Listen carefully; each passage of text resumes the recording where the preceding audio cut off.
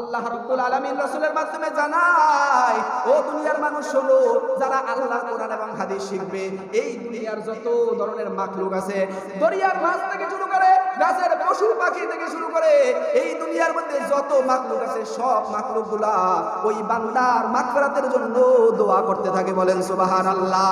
একজন আলেম যদি এলাকার মধ্যে থাকে, ওই আলেমের বরকতে আল্লাহ রাব্বুল আলামিন ওই এলাকার মধ্যে গজব দেওয়া থেকে বিরত থাকেন। ওই আলেমের বরকতে এলাকার প্রত্যেকটা পশু পাখি, প্রত্যেকটা মাছ গাছ সবকিছু ওই আলেমের বরকতে সুন্দরভাবে চলাফেরা করতে পারে। কারণ যে এলাকার মধ্যে গান বাদ্য হয়, যে এলাকার মধ্যে নামাজি না থাকে, ওই এলাকার মধ্যে আল্লাহর গজব নাজিল হয়। ঠিক কিনা? গজব নাজিল হইলে কি মানুষের আল্লাহর উপর পড়ে, তাকে পুরো এলাকা ধ্বংস হয়ে যায়। পাখি খাইতে পারে না, চিকচিক করতে থাকে। মাছ পানিগুলো নষ্ট হয়ে যায়, সেই ঘোলাটে হয়ে যায়, মাছগুলো শ্বাস করতে পারে না। এলাকার মানুষগুলো কত পেরেশানিতে পড়ে যায়।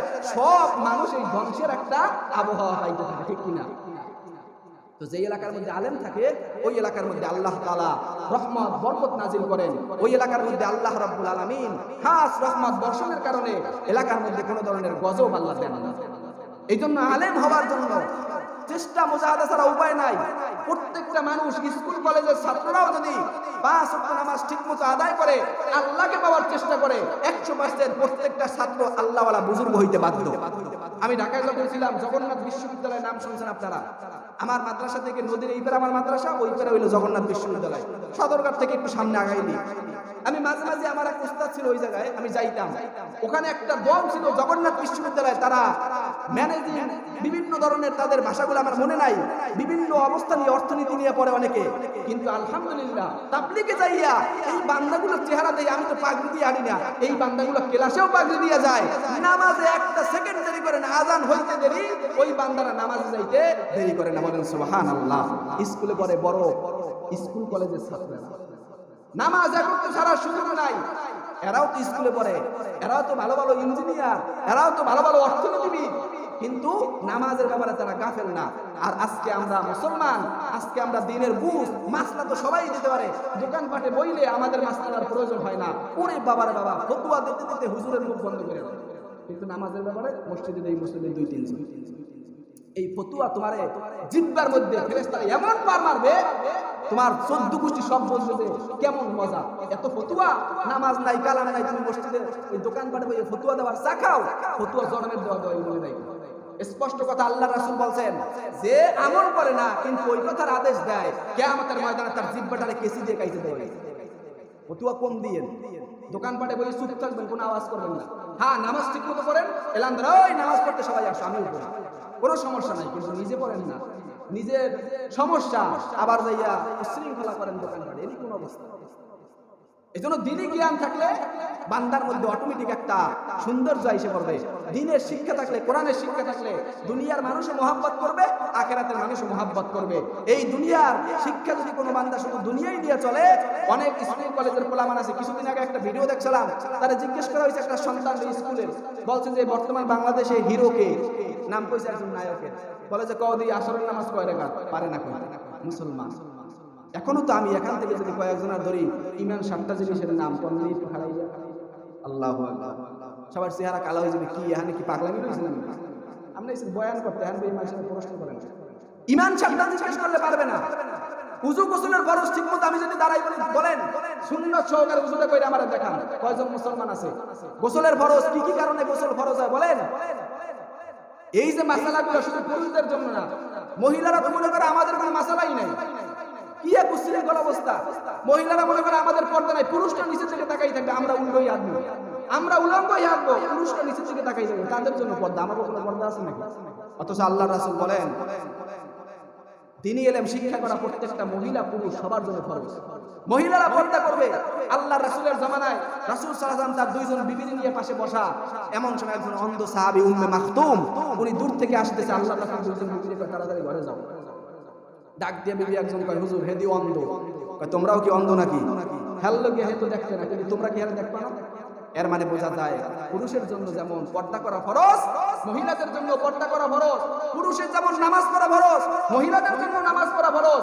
পুরুষের যেমন জবানকে হেফাজত করা ফরজ, মহিলাদের জন্য জবানকে হেফাজত করা ফরজ। মহিলাদের আওয়াজ থাকবে নিচু।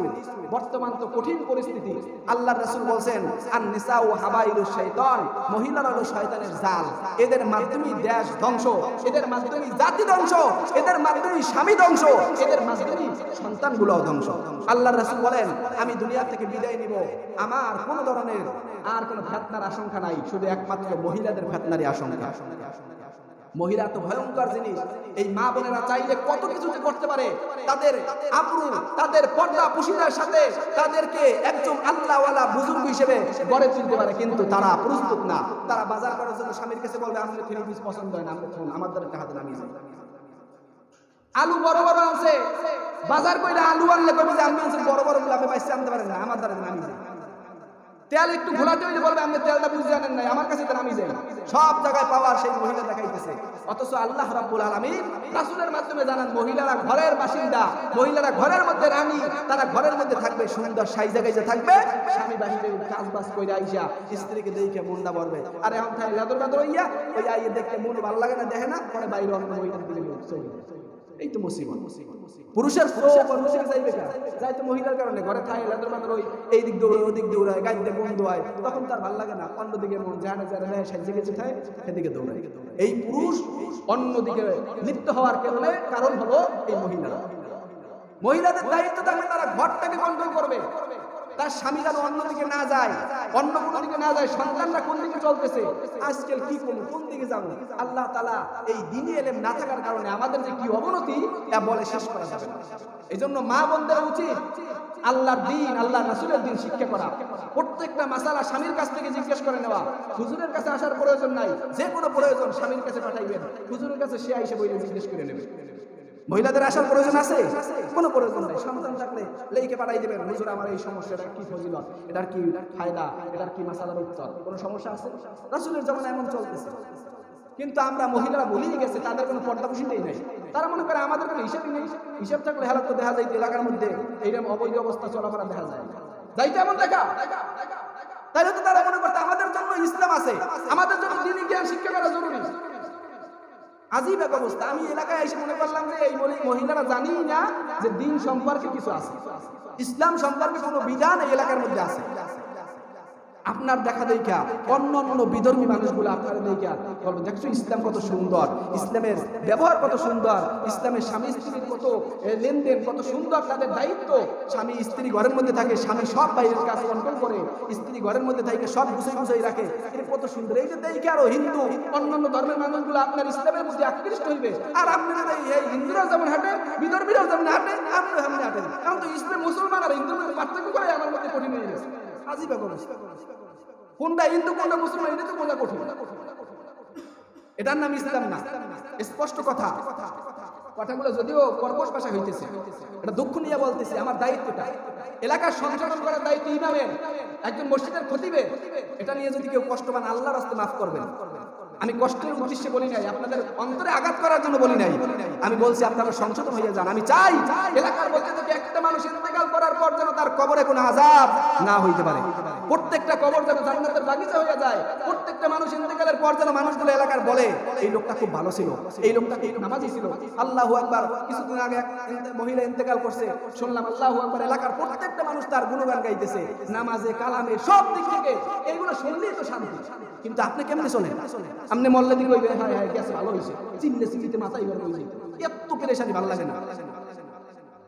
এই জন্য আপনাদের কাছে উদারতা আহ্বান থাকবে, নিজে তো সংশোধন আলহামদুলিল্লাহ নামাজ কালাম পড়তেছেন, নিজের স্ত্রী সন্তান এদের দায়িত্ব আপনার। দ্বীনি ইলম তাদেরকে শিক্ষা করান, আপনি নিজেও শেখেন।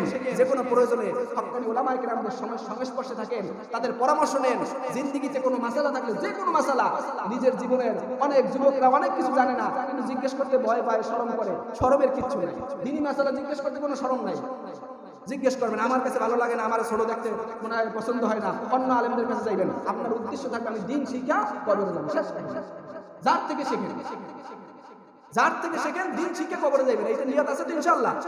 ইসলাম শিখা, দিন শিখা, আল্লাহর পরিচয় পাইয়া কবরে যেন 3টা প্রশ্নের উত্তর টাস্টাক দিতে পারেন, এইরকম শিখে যাইতে হইবে। এই দুনিয়ার মধ্যে যে সন্তানগুলা অনেক চেষ্টা করে পড়াশোনা করে, পরীক্ষার হলে যাওয়ার পর হেরা কোনো ওই 1 নাম্বার লেখে কোনো 3 নাম্বার লেখে টেনশন করে না, দুমদাম আইসে আর লেখছে। আমি একজন আহলে হাদিসের বয়ান অনেকটা দেখাইছিলাম, সে বলছে প্রশ্ন আসার সাথে সাথে আমি সব লিখে দিছি, আমার ওস্তাদ যদি আমারে 100 না দিয়ে নীরব করে যায়, আমার ওস্তাদ আমার সাথে খেয়ানত করছে। কতটা কনফিডেন্স নিয়ে সে কাজ করতেছে। আমাদের এমন থাকবে আমরা ইন্তেকালের পর সাথে সাথে প্রশ্ন করব, মান রব্বুকা, রব্বি আল্লাহ, আমা দীনুকা, দীনুল ইসলাম, আমার নবিয়ুকা, নবী মুহাম্মদ সাল্লাল্লাহু আলাইহি ওয়াসাল্লাম। তাড়াতাড়ি জান্নাতের পোশাক পরাও, তোমাদের কাছে তোমরা যাও, জান্নাতের পোশাক পরে আমরা কবরের ভিতরে ঘুমাইতে থাকবো। এইটাই আমাদের আসল মাকসাদ। কিয়ামতের ময়দানে আল্লাহ ডাকবেন, প্রশ্নপত্র জিজ্ঞেস করবেন, আমাদের আমলনামা জারি করবেন, আমরা জান্নাতে চলে যাব। শেষ কাহিনী। আল্লাহ তাআলা আমাদেরকে বানাইছেন জান্নাতের জন্য। আল্লাহ আমাদেরকে মুসলমানদের বানাইছেন জান্নাত দেওয়ার জন্য। এই জন্য বাবারা, ভাইয়েরা, যুবক ভাইয়েরা, আপনাদের কাছে আমি হাতে পায়ে ধরে আবদার করি, আবেদন করি, কেউ নামাজ চাইবেন না। নামাজটা ঠিক করেন, তখন আপনার কাছে অন্তরে প্রশ্ন থাকবে, হায় হায় আমি এই লোকগুলো নামাজ দিবেন না। নামাজ পড়তে থাকেন, অটোমেটিক আপনার মধ্যে বিভিন্ন ধরনের প্রশ্ন থাকবে, এইটা মনে হয় না, এইটা মনে হয় নাই। নামাজ না পড়লে কোনো প্রশ্ন থাকবে না। নামাজ পড়তে থাকেন, সব প্রশ্ন দেখে যাবে। অটোমেটিক আপনি দেখবেন এলমে দিনে যদি আগাই দিয়েছেন। এমন সময় ইন্তেকাল করলে খোদার কসম আপনি উলামায়ে কেরামদের কাছে আজকে যাই জিজ্ঞেস করবেন, কোন বান্দা যদি এলমে দিন অর্জন করা অবস্থায় ইন্তেকাল করে, ওই বান্দারে কোনো প্রশ্ন করা হয় না, সে আল্লাহর রাস্তায় শহীদ হইল, আল্লাহ রাব্বুল আলামিন তাকে বিনা হিসেবে জান্নাত দান করবেন। চেষ্টা আজকে থেকে নিয়ত করবেন, সবাই কোন ভালো আলেমের থেকে, কোন ভালো মানুষের থেকে দিন শিখতে থাকবেন, শিখতে ইন্তেকাল করেন, কোনো সমস্যা নাই। আল্লাহর কাছে বলতে পারবেন, আল্লাহ চেষ্টা করতেছিলাম, মাওলা ইন্তেকাল হয়ে গেছে, আমি তো শিখতে পারিনি। আল্লাহ মাফ করতে পারেন কি পারেন না? আল্লাহ রাব্বুল আলামিন আমাদেরকে এই কথাগুলোর উপর বোঝার, আমল করার তৌফিক দান করে। বলেন আমিন। ওয়া আখিরু দাওয়ানা।